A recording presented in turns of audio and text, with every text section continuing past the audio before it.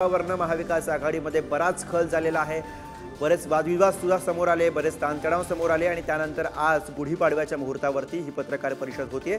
त्यामुळे कोणती मोठी घोषणा महाविकास आघाडीकडून केली जाणार हे पाहायचं। महाविकास आघाडीचे सगळे महत्त्वाचे नेते आपल्याला आता या पत्रकार परिषदेच्या निमित्तानं एकाच मंचावरती बघायला मिळणार।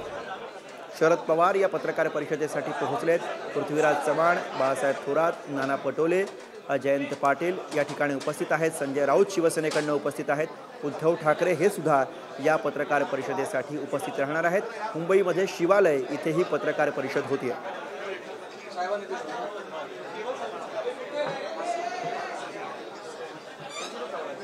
तर पुढच्या काही मिनिटांमध्ये खरं तर या पत्रकार परिषदेला आता सुरुवात होणं अपेक्षित आहे। उद्धव ठाकरे सुद्धा या ठिकाणी पोहोचलेले आहेत। आपण दृश्य बघू शकतोय, उद्धव ठाकरे सुद्धा पोहोचले। त्यामुळे एकूणच महाविकास आघाडीचे महत्त्वाचे नेते सध्या पत्रकार परिषदेसाठी पोहोचले।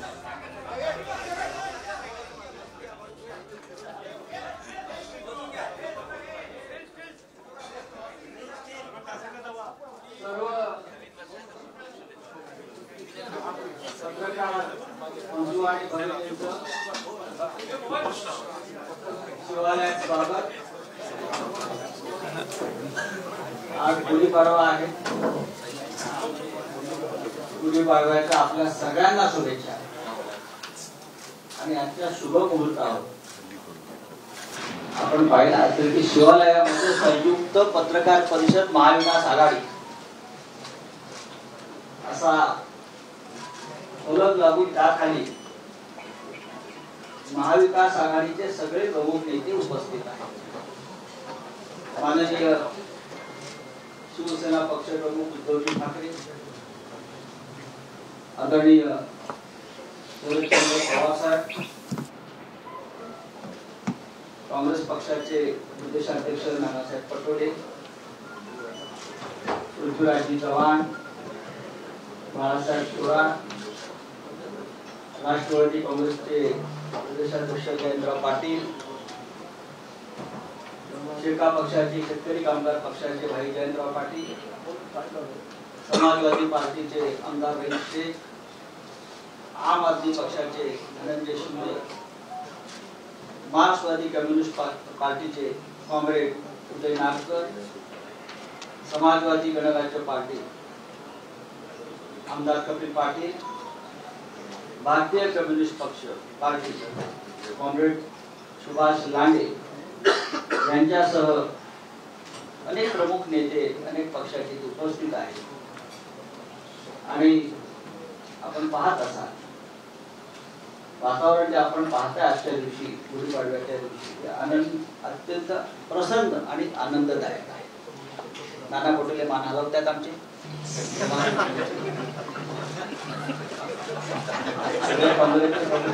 चेहऱ्यावर हास्य आमचे सहकारी पवार साहेब सुद्धा अत्यंत प्रसन्न मुद्रेला आमच्याकडे पाहतात। मी सर्वप्रथम शिवालयामध्ये ही पत्रकार परिषद घेण्यास सगळ्यांनी मान्यता दिली, त्याबद्दल मी आपल्या सगळ्यांचा आभार आणि आपण या वास्तूमध्ये प्रथम येत आहे म्हणून मी शिवसेनेतर्फे जो महाविकास आघाडीचा एक महत्त्वाचा घटक आहे मी फक्त आपलं स्वागत करण्यासाठी विविध नागरिकांना विनंती करतो बातमीसाठी आणि माननीय उद्धव साहेबांना मी विनंती करतो माननीय पवार साहेबांना आपण त्यांचं स्वागत करावं। त्यांच्याकडे आपण आलो ना म्हणून उठू नका, उठू नका।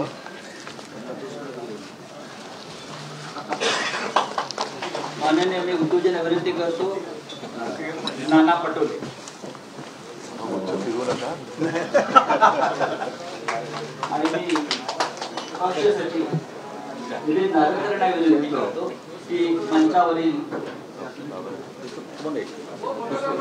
पृथ्वीराज देशमुख, चव्हाण,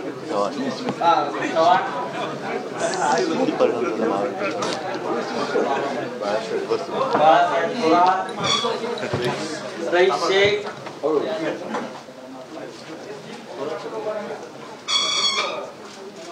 श्री रहीम शेख,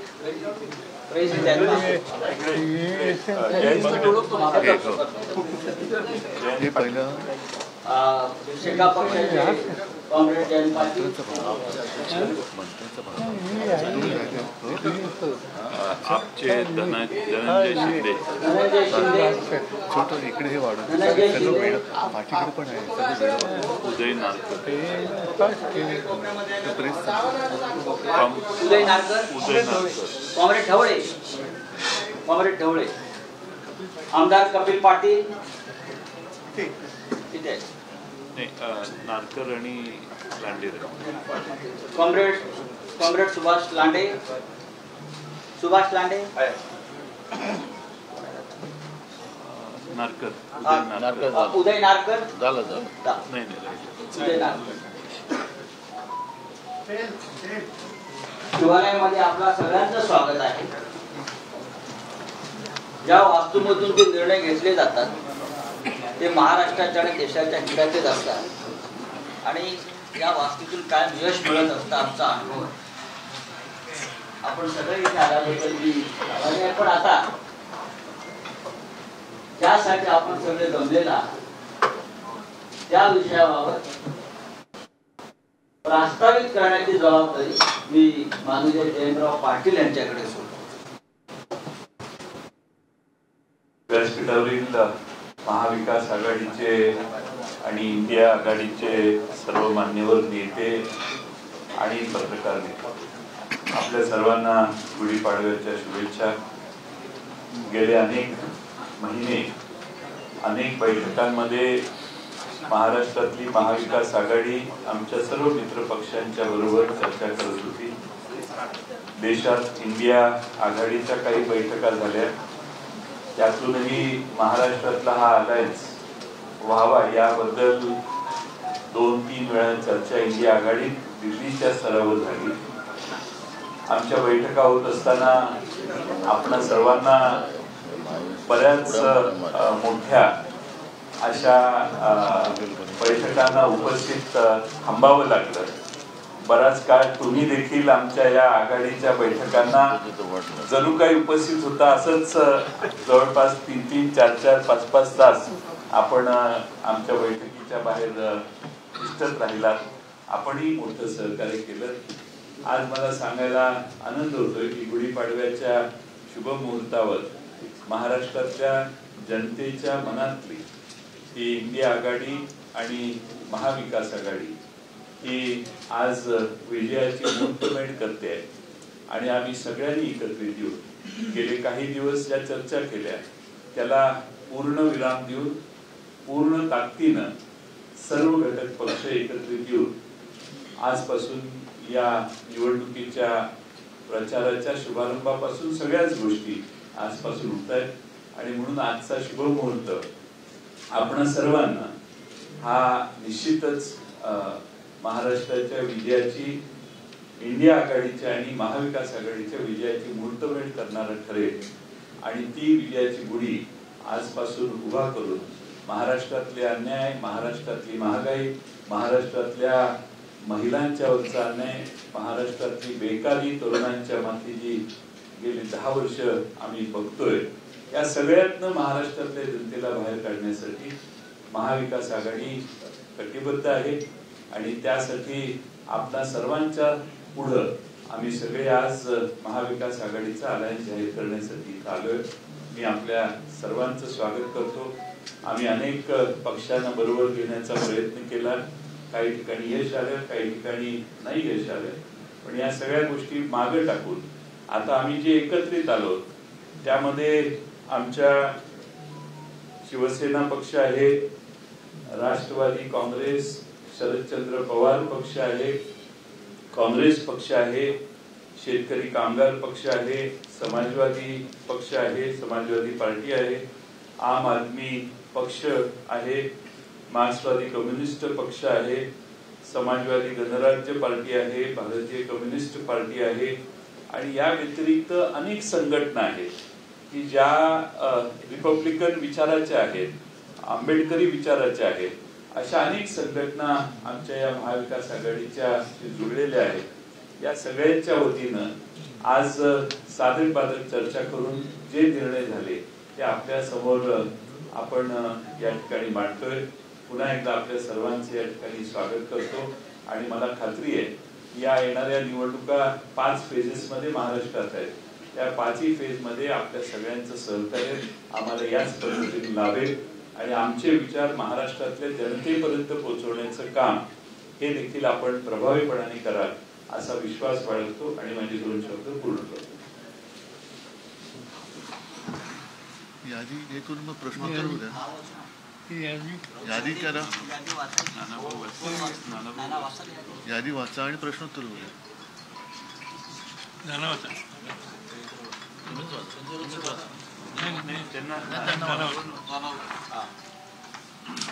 आमच्या महाविकास आघाडीचे जॉईंट प्रवक्ते आहेत ते. जॉईंट संजय अशी आहे थोडी. हा मध्ये हा बरोबर हा. आज आपण त्यासाठी आलेला तो आपल्या मनातला मुख्य प्रश्न आहे की जागा वाटप कसं झालं किंवा कोण किती जागा कुठे खरं म्हणजे ही जबाबदारी आम्ही नानाभाऊ पटोले यांच्यावर दिली होती. नानासाहेब तुम्ही आपलं जे जागा वाटप आहे ते जाहीर करा. नानांचं म्हणणं आहे की ते जबाबदारी त्यांनी वाचून मग आपण बोलतोच ना, आपण प्रश्नोत्तर करू. प्रश्नोत्तर वाचा.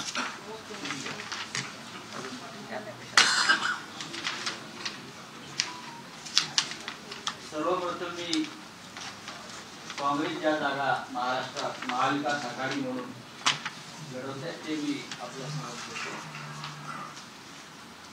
नंदुरबार त्या काँग्रेसच्या जागा घेऊ. नंदुरबार, धुळे, अकोला, अमरावती, नागपूर, भंडारा गोंदिया, गडचिरोली चिमूर, चंद्रपूर,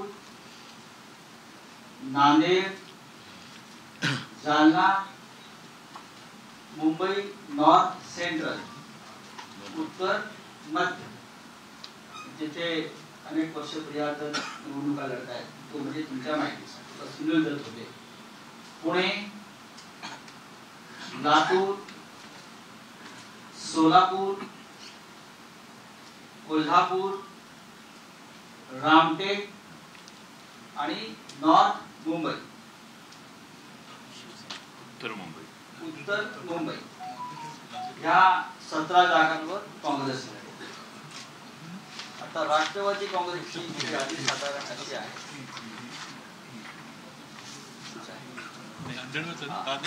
राष्ट्रवादी काँग्रेसची यादी आहे. बारामती बाबत चर्चा झाली नाही म्हणून बारामती, शिरूर, सातारा, भिवंडी, दिंडोरी, माढा, रावे, वर्धा, अहमदनगर दक्षिण आणि बीड या 10 जागा राष्ट्रवादी काँग्रेस शरदचंद्र पवार घेते.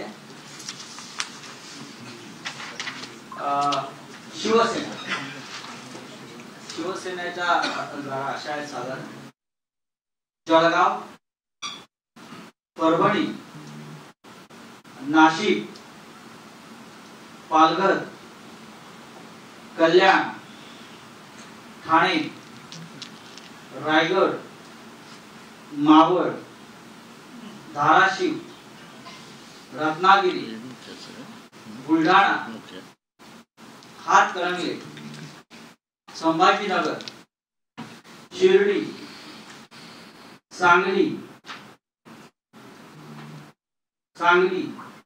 हिंगोली, यवतमाळ, वाशिम, मुंबई नॉर्थ,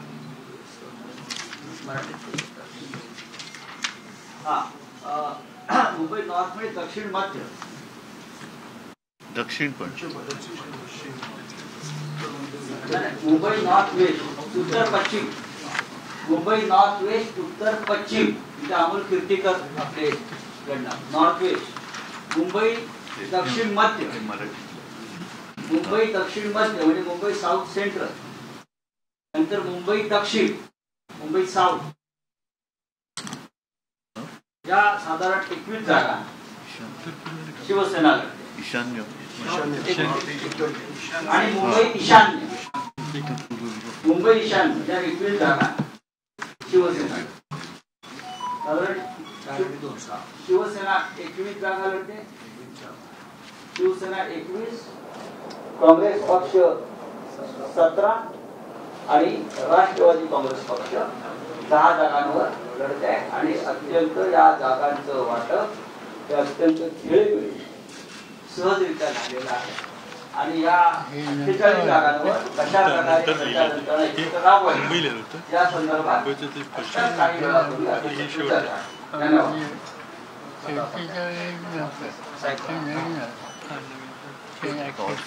मी माननीय शरद पवार साहेबांना विनंती करतो, संजय प्रश्नोत्तर काय असेल जर आपल्याला काही संवाद साधायचा असेल प्रमुख नेत्यांशी तर आपण सुरू करा. सांगलीचा आवाज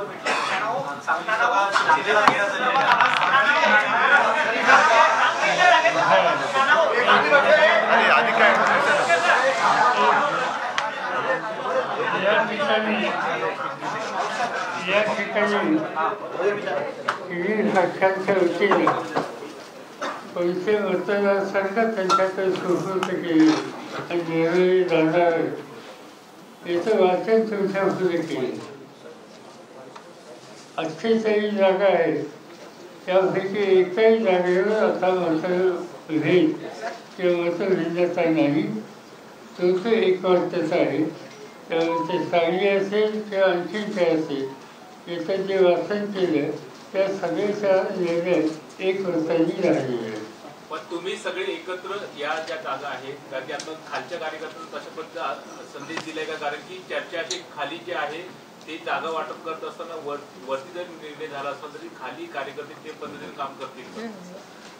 पहिल्या प्रथम नव्या वर्षाच्या आपल्याला सर्वांना शुभेच्छा देतो आणि आपल्या माध्यमातून महाराष्ट्रातीलच नव्हे तर संपूर्ण देशाच्या जनतेला हे नवीन वर्ष अत्यंत सुखाचं, समृद्धीचं, आनंदाचं आणि हुकुमशाही नष्ट होण्याचं जावो ह्या शुभेच्छा देतो.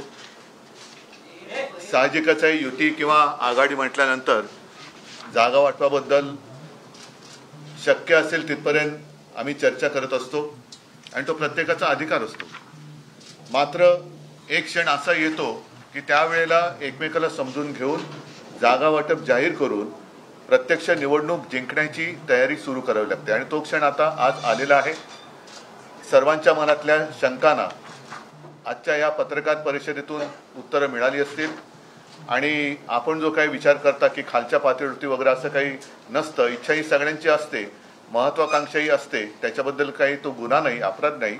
मात्र परत परत सांगतो की जिंकण्याचं एक मोठं उद्दिष्ट डोळ्यासमोर ठेवल्यानंतर एका क्षणानंतर या सगळ्या महत्वाकांक्षांना आणि इच्छेला आवर घालून आपण कशासाठी आणि कोणासाठी लढतोय ते डोळ्यासमोर ठेवून लढावं लागतं आणि जिंकावं लागतं. म्हणून आता कोणाच्याही मनात कोणतेही प्रश्न राहिलेले नाहीत. सगळेजण जोमाने कामाला लागलेले आहेत आणि आपल्यासमोर येण्याच्या आधी आणि नंतर सुद्धा आम्ही आता महाविकास आघाडीचा एकत्रित कार्यक्रम कसा असेल त्याबाबत चर्चा करून त्याच्याही तारखा जाहीर केल्या जातील. 7 जागावरील उमेदवार घोषित करणं बाकी आहे, तर कधी केलं जातील? राष्ट्रवादी आणि आता शिवसेना ज्या 21 जागा लढते त्या 21 मी उमेदवार जाहीर केलेले आहेत. काँग्रेस आणि राष्ट्रवादी त्यांना ज्या वेळेला वाटेल 1-2 दिवसात ते जाहीर करतील.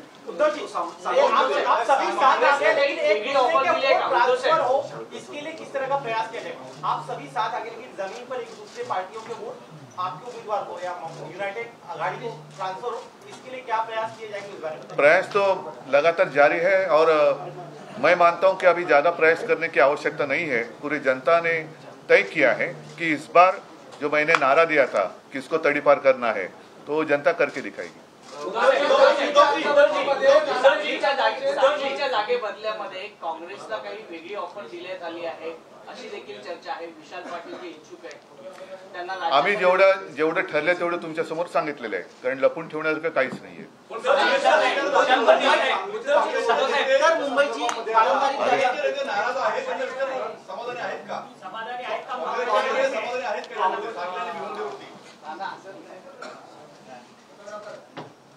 काँग्रेस हा राष्ट्रीय पक्ष आहे.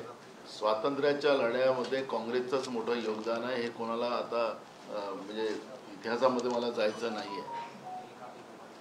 आमचे नेते राहुलजी आणि आमच्या नेत्या सोनियाजींना या तानाशा सरकारने केंद्रातल्या काय ट्रीटमेंट दिलं हे आमचे सगळे काँग्रेसचे कार्यकर्ते आणि देशाची जनता या सगळ्या ट्रीटमेंटला समजून आहे, या अपमानाला समजून आहे. सोनियाजींची तब्येत चांगली नसताना सुद्धा त्यांना त्या ईडीच्या ऑफिसमध्ये तासोनतास बसवून ठेवलेला आहे. हा देशातला काँग्रेसचा कार्यकर्ता आणि देशातली जनता विसरलेली नाही आहे. आणि म्हणून ह्या तानाशा प्रवृत्तीच्या विरोधात जी लढाई काँग्रेसने सुरू केलेली आहे त्याच्यामध्ये जे आमचं इंडिया आघाडी आहे, आमचं राज्यामध्ये महाविकास आघाडी आहे, जागा वाटपाचा हा तिढा जो आहे हाच आम्ही आज संपुष्टात आणलेला आहे. मोठं मन करून आमच्याही कार्यकर्त्यांनी देशामध्ये भाजपचं सरकार आणि नरेंद्र मोदीचं सरकार हे सत्तेतून बाहेर काढण्याच्या दृष्टिकोनातला एक प्रयत्न आम्ही सुरू केलेला आहे. आणि महाविकास आघाडी म्हणून महाराष्ट्रातून भाजपचं पानिपत करणं, त्याला सत्तेच्या बाहेर काढणं आणि राज्याच्या जनतेला, कारण की आज राज्यातलं जे सरकार आहे भ्रष्टाचारी सरकार आहे, केंद्रातलं सरकार हे भ्रष्टाचारी सरकार आहे. झुटो के सरदार असं व्याख्या दिली तर आजकाल चंद्रपूरमध्येही आपण पाहिलं की म्हणजे पुन्हा म्हणजे काँग्रेसने जो जाहीरनामा सामाजिक न्यायाचा दिला त्याला मुस्लिम लीगशी जोडतात आहेत. तर यांची पातळी किती खाली गेली हे आपल्याला पाहायला मिळते आहे. जनगणना हा या देशातल्या प्रत्येक बहुजनांचा, शोषित पीडितांचा तो अधिकार आहे. राहुल गांधीजींनी ती भूमिका मांडली, यांच्या पोटात दुखायला त्याला मुस्लिम लीगशी जोडायचं कारण काय? मुस्लिम लीगने या देशाला तोडलं, फाळणी केली. यांचा जो एक अजून आहे हिंदू महासभा, त्यांनी पण या देशाच्या या व्यवस्थेमध्ये फाळणीमध्ये त्यांचं मोठं योगदान आहे. पण मुस्लिम लीगचा उल्लेख करण्याच्या मागचा यांचा उद्देश काय? या राज्यामध्ये आणि या देशामध्ये सामाजिक न्यायाची भूमिका नसली पाहिजे ही भाजपची मानसिकता आहे. ते काल नरेंद्र मोदींच्या देशाच्या प्रधानमंत्र्यांच्या वक्तव्यातून स्पष्ट झालेलं आहे. त्याच्यामुळे काँग्रेस या महाविकास आघाडीमध्ये जे सांगली, भिवंडी आपल्या जागेचा उल्लेख आपण करताय, आमचे सगळे कार्यकर्ते एकजुटीनं महाविकास आघाडीच्या उमेदवाराला जिंकून आणण्यासाठी पूर्ण प्रयत्न करणार. आपण जे काही प्रश्न विचारताय की मतं तुमची एकमेकाला जातील का, बिलकुल जाणार.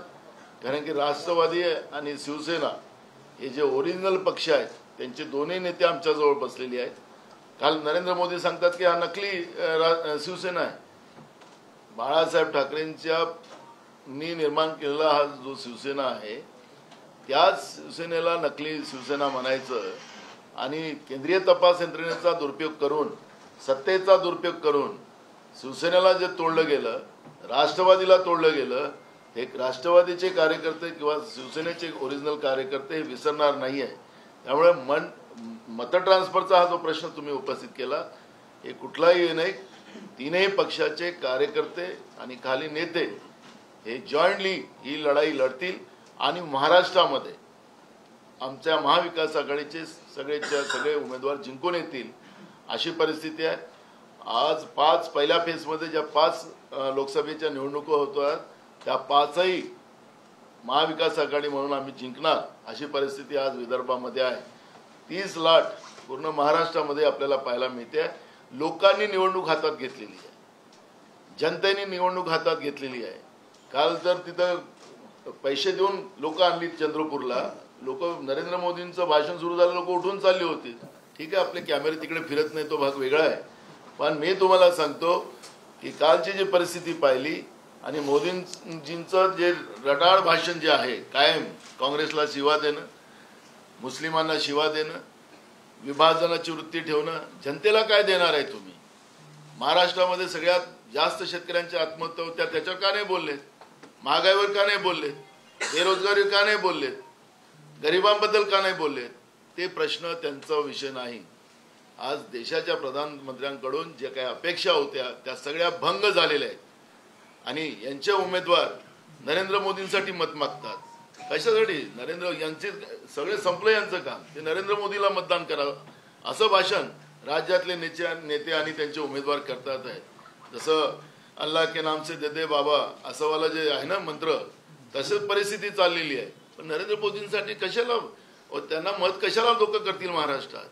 शेतकरी सुखी नाही, बेरोजगार सुखी नाही, गरीब नाही, कोणी सुखी नाही, कशाला नरेंद्र मोदीला लोक मत मारतील?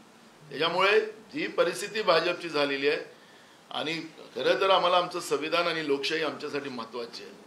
त्यासाठी आम्ही ही लढाई आहे. आणि महाराष्ट्रामध्ये आज जी काही परिस्थिती आहे लोकांनी ते मानस केलेलं आहे. मतविभाजनाचे राजकारण जे बीजेपी करते आहे त्यालाही यावेळेस पूर्णविराम लागणार आहे. हे तुम्हाला निकालाच्या निर्णयामध्ये पाहायला मिळणार आहे.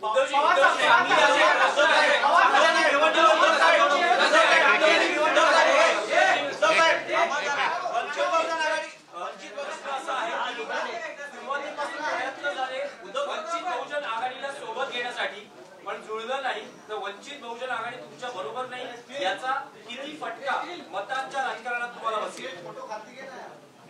बघा, एक गोष्ट तुम्हाला पहिला प्रथम सांगितली गेलेली आहे. मला वाटतं जयंतराव आपण बोललात की ही महाविकास आघाडी जास्तीत जास्त व्यापक कशी होईल त्या दृष्टीने आम्ही आटोकाट प्रयत्न केले. आणि मला खरंच या सर्व आमच्या सहकार्यांना धन्यवाद द्यायचे आहेत, कारण त्यांनी एकही जागा न मागता पूर्णपणाने देशाच्या घटनेचं रक्षण करण्यासाठी आणि लोकशाही वाचवण्यासाठी एक ताकद जी आम्ही उभी करतो त्या ताकदीमध्ये त्यांची सुद्धा ताकद ही जोडली. मला त्यांना खरंच मनापासून धन्यवाद द्यायचे. नुसतं तोंडावरती मी बोलत नाही, पण एकही जागा न मागता त्यांनी ही भूमिका स्वीकारली. आमची अपेक्षा अशी होती की प्रकाशजी सुद्धा आमच्या महाविकास आघाडीत येतील, त्यांना काही जागा आम्ही देऊ केल्या होत्या. दुर्दैवाने ते काही शक्य झालं नाही आणि म्हणूनच मी साधारणतः गेल्या आठवड्यामध्ये आपल्याशी बोलताना ही भूमिका जाहीर केली होती की ते काही जरी बोलले तरी आम्ही त्यांना काही उत्तर देणार नाही. कारण आजही प्रकाशजींबद्दल आमच्या मनामध्ये प्रेम आदर आहे. त्यांनी सुद्धा संविधान रक्षणासाठी एक दिलदारी किंवा मोठी भूमिका घेण्याची आवश्यकता आहे असं आम्हाला आजही वाटतं. पण आत्ता तरी ते शक्य झालेलं नाहीये. भविष्यात काय कसं घडेल आपण बघू. बरं,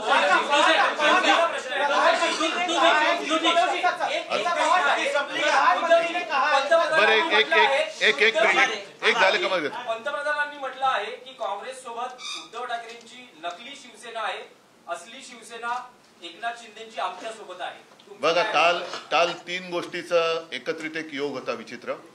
एक सूर्यग्रहण होतं, अमावस्या होती आणि यांची सभा होती.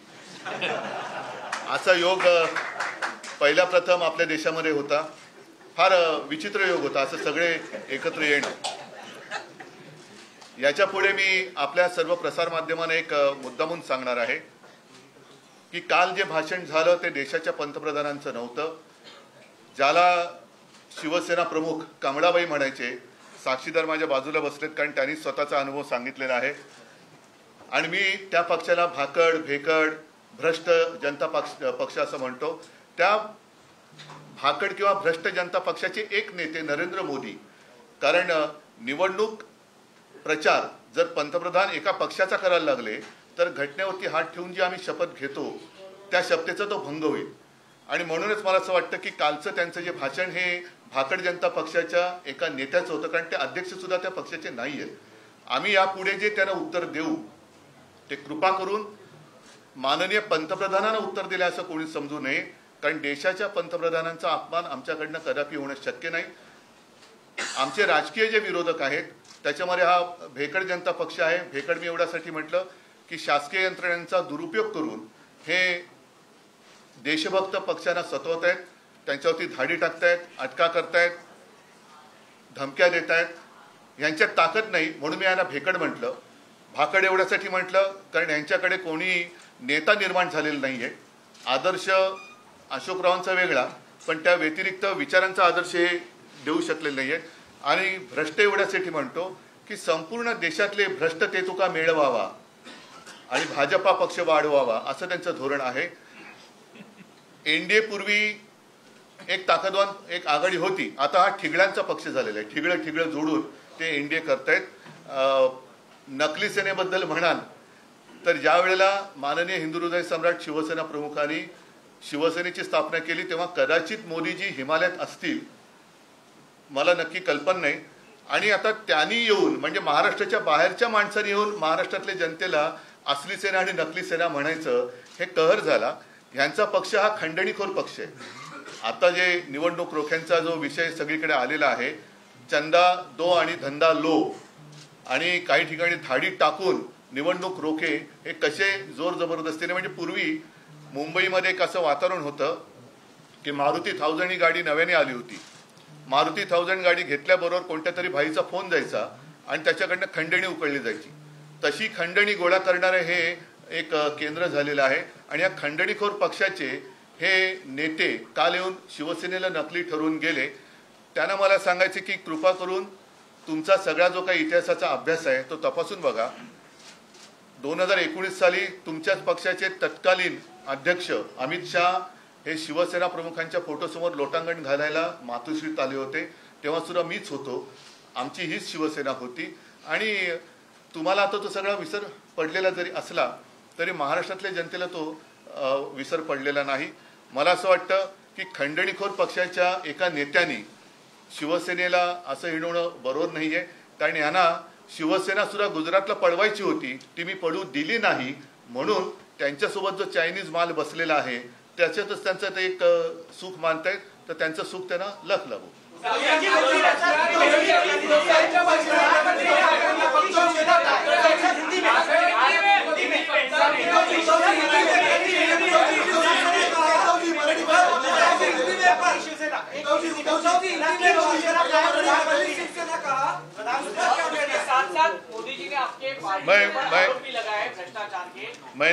मैंने सारी बातें जो मराठी में कही शायद मुश्किल होगा हिंदी में ट्रांसलेट करना, लेकिन कल मोदी जी महाराष्ट्र में आए थे और कल का योग जैसे मैंने कहा कि ऐसा योग बहुत सालों के बाद आया. एक तो कल सूर्य ग्रहण था, अमावस भी थी और मोदी जी की सभा भी थी.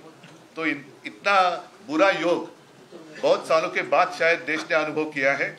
और कल जो उन्होंने भाषण किया वो प्रधानमंत्री का नहीं था, भ्रष्ट जनता पार्टी के एक नेता नरेंद्र मोदी जी का था. मैंने पहले भी कहा है कि चुनाव अब शुरू हुआ है, चुनाव की तैयारी शुरू हुई है.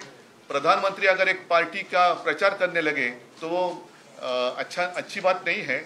और इसके आगे जब हम उनकी आलोचना करेंगे तो सब लोग ध्यान में रखें कि हम अपने देश के प्रधानमंत्री की आलोचना नहीं करेंगे. हम तो भ्रष्ट जनता पार्टी के एक नेता नरेंद्र मोदी जो है उनकी आलोचना करेंगे. तो कृपा कर ऐसे कभी नहीं मानना कि हमने उनके ऊपर कुछ टिप्पणी की तो प्रधानमंत्री की आलोचना की, ऐसे आप नहीं मानना. अगर वो हमारी आलोचना करेंगे तो हम भी उनकी आलोचना करेंगे. उन्होंने जो बात कही नकली सेना की, मैं तो कहता हूं कि आता खंडणीखोराला हिंदी शब्द काय आहे? रिश्वतखोर नाही, रिश्वतखोर म्हणजे धन उगारी पार्टी के एक नेता नरेंद्र मोदी जी है. सभी लोग जानते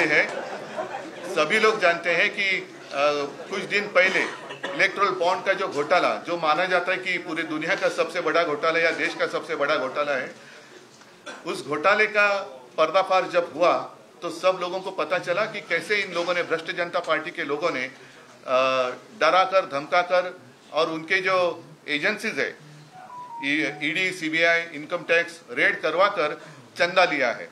मतलब चंदा दो और धंधा लो.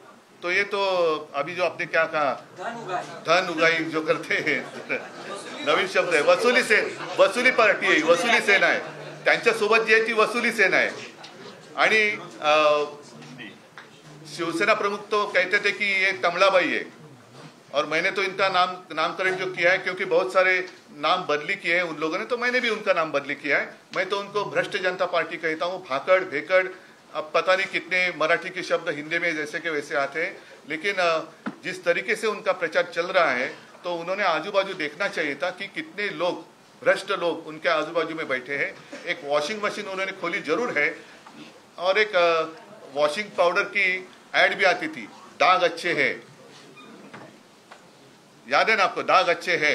तो अच्छे दाग वाले लोग या देखते कि किसके ऊपर दाग है, जिसके ऊपर दाग है वो मोदी जी अपने पार्टी में लेते हैं और उनका सम्मान करते हैं। तो ऐसे रिश्वतखोर और भेकड़ भाकड़ भ्रष्ट जनता पार्टी के नेता अगर मेरी आलोचना करे तो मैं उसकी कोई कीमत नहीं देता।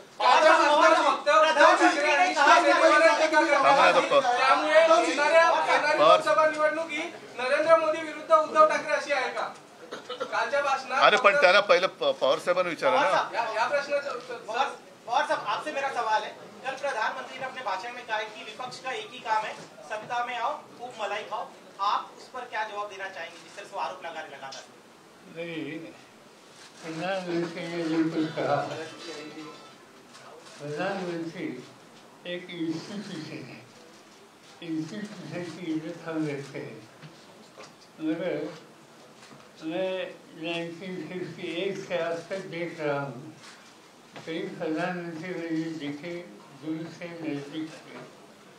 इस इंस्टीट्यूशन की इतनी इज्जत नरेंद्र मोदी ने जो की, इससे पहले किसी ने नहीं की। और इसलिए जो कुछ बोलते हैं वो इंस्टीट्यूशन की इज्जत करने जैसी बात करते हैं। इज रिस्पॉन्सिबल प्राइम मिनिस्टर कैसे हो सकता है कि उस पर वैसे हुआ आदमी कैसे हो सकता है, इसका दर्शन उन्होंने किया। उत्तर मुंबईची जागा तुम्ही काँग्रेसला सोडलेली आहे, मात्र आपल्याच पक्षाचे घोसाळकर या ठिकाणी मशालसाठी मतं मागताना पाहायला मिळत होते। पंजाचा प्रकार करणार की त्याची समजूत काढली जाईल? हे खरं आहे की विनोद घोसाळकर यांनी प्रचार सुरू केला होता, पण विनोद घोसाळकर हे आमचे कट्टर शिवसैनिक आहेत। साहजिकच आहे, मध्ये जी जागा वाटपाची चर्चा सुरू होती त्यामध्ये उत्तर मुंबई काँग्रेसने लढावी का शिवसेनेने लढावी याच्याबद्दल आमच्या चर्चा सुरू होती। दिवसामागून दिवस पुढे चालले होते, म्हणून एक तयारी असायला पाहिजे म्हणून विनोदनी तयारी नक्की सुरू केली होती। मात्र आज ही जागा आम्ही काँग्रेसला सोडल्यानंतर माझा तमाम जो तिथला शिवसैनिक आहे विनोद घोसाळकर सह ते महाविकास आघाडीचा उमेदवार निवडून आणण्यासाठी नक्की प्रयत्न करणार। नाना, अशी समजूत आपण विश्वजित कदम यांची काढलेली आहे का? आता ज्या वेळेला आम्ही यादी जाहीर करतो ते व्यवस्थित समजुतीनेच जाहीर करतो, त्याच्यामुळे आता त्याच्यावरती आता चर्चा थांबलेली आहे, आता प्रचाराला सुरुवात झालेली आहे। मला असं वाटतं आणखीन काही प्रश्न असतील वेगळ्या तर विचारा।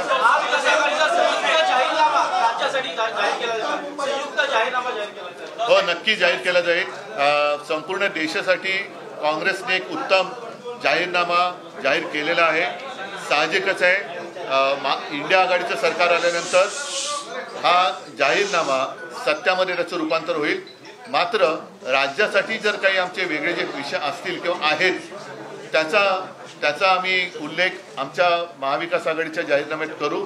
आणि अशी काही आवश्यकता नाही की मोठा जाडजूड आणखीन वेगळा काही वचननामा ज्याला आम्ही म्हणतो ते देण्याची आवश्यकता आहे, पण इंडिया बरोबर म्हणजे देशाच्या वचननाम्याबरोबर आपल्या महाराष्ट्राची सुद्धा जी काही महत्त्वाचे प्रश्न आहेत त्याच्यात आम्ही नक्की जोडू।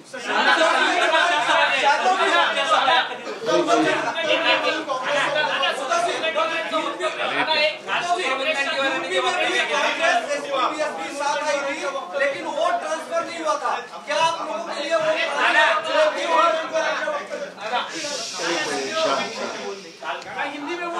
आपने मैनिफेस्टो की बात की, तो जो कांग्रेस ने जो मैनिफेस्टो डिक्लेयर किया वो सर्वसमावेशक है।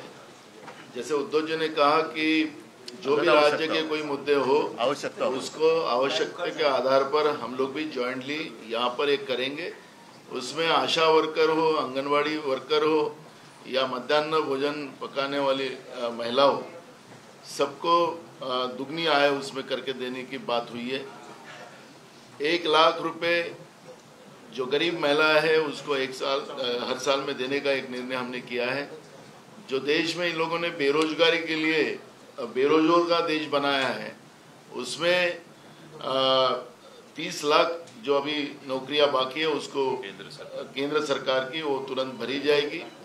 और जो बच्चों को नौकरी नहीं मिल रही लेकिन उनको 8,500 रुपया स्टाइपन हर महीने में दिया जाएगा। और उनको उद्योगपति बनाने के लिए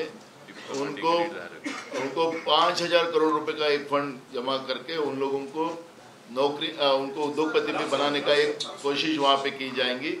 तो जिस तरह से किसानों के हित में जो एमएसपी का कानून, जो सबसे बड़ा इशू था, एमएसपी का कानून बनाने की बात हुई है, जो पीक बीमा योजना है उनके बारे में भी हमने कमिटमेंट किया है, और जो जीएसटी किसानों के ऊपर लगाया गया है वो जीएसटी माफ पूरा खत्म किया जाएगा।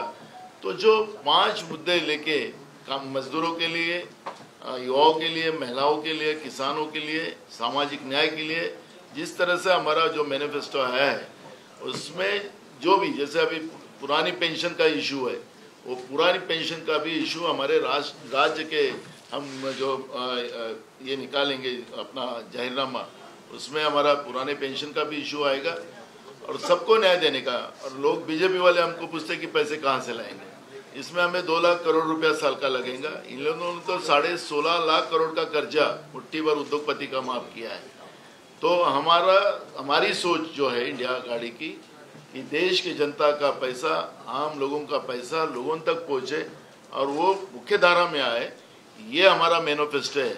उनका जो मैनिफेस्टो रहता है कि मुट्ठी भर लोगों के लिए देश चले, वो अब सबको समझ में आ गया है। और इसलिए जो बार बार हमारे मैनिफेस्टो पे उनकी जो जिस तरह से जो तकलीफ उनको हुई है उसकी उनके भाषण के माध्यम से अपने को समझ में आता है। हम लोगों की बात कर रहे हैं और वो मुट्ठी भर लोगों की बात कर रहे हैं, ये फर्क हमारा और उनका है।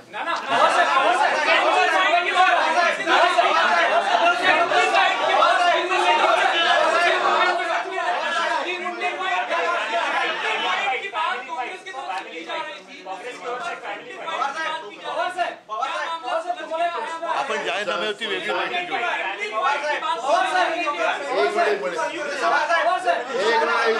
अरे एकाने ऐका गेल्या वेळेस राज ठाकरे हे भाजप विरोधात होते, अप्रत्यक्षपणे ते विरोधी पक्षांना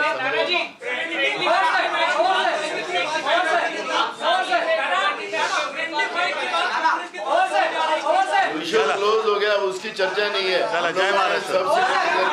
थैंक यू।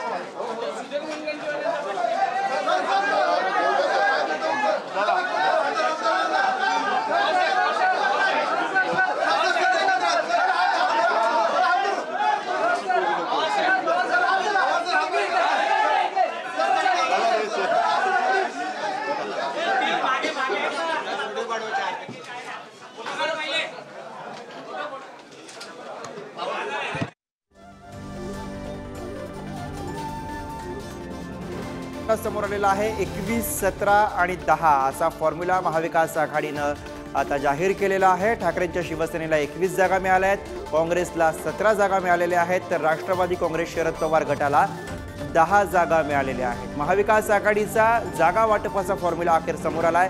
पत्रकार परिषदेमधून याची घोषणा करण्यात आलेली आहे।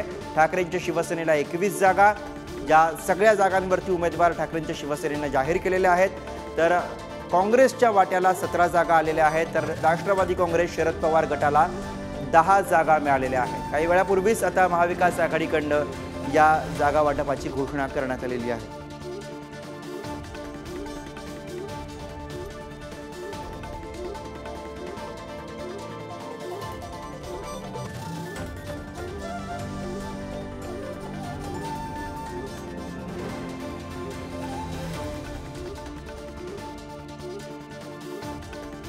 Thank you.